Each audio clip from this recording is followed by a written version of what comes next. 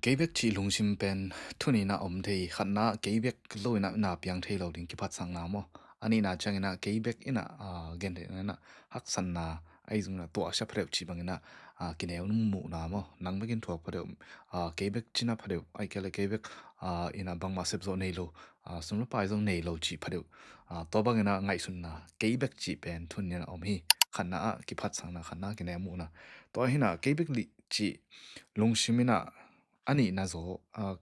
kita nem sak na male tua zo to bangena Keibek chi lungsim nei na hoi long tun ning sang na aselama hong tun mai zo hi to chengna ming te pen ei le ei ki sang mu na ki liet mu na mu de ki thu pi mu luan na amma bang na ki ne mu luan na ki niam mu luan na akela ei le ei ki sim mo na zong om thei hi to pen a om thei thuni hi to changina to danina eile ikine mu lo changina midang te to kite ka lon hi na skills theina khong imu lo tak changina thanem na ombek thon bangma kisem ngam lo hi toy manen tuni na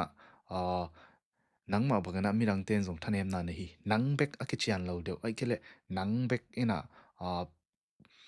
thanem na anei chi bangi zin zin lo china midang ten jong nangi nei lo thanem na na nei ding nang in thahan na strength pen midang te weakness zong nai thei ding to ma bungin midang te weakness ai kela midang te strength zong pen nangi weakness zong nai thei ding toy mani na nang bek ai kela ke bek chi na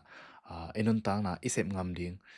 isep zon ne tamping tang khak tan ai mani na nang bek ai kela nang ina thanem na nei na ki sang ma bangina midang ka ni zong thanem na nei ve ve hi chi phok la chin toy na na thanem na panina ong suak ta sakina na sep lo ngam lo na ting pana sep ngam na lama ong kai to ding ai manina tuni nang bek chi lungsim na ki ne mu na ki hom tho na te pai khian la na hi na bang bang na nei sun sun pil na siam na up na to kal so ni la chin gol zo na in nang hong ha khi zo hi nang bek chi lungsim ki ne mu na pai khia in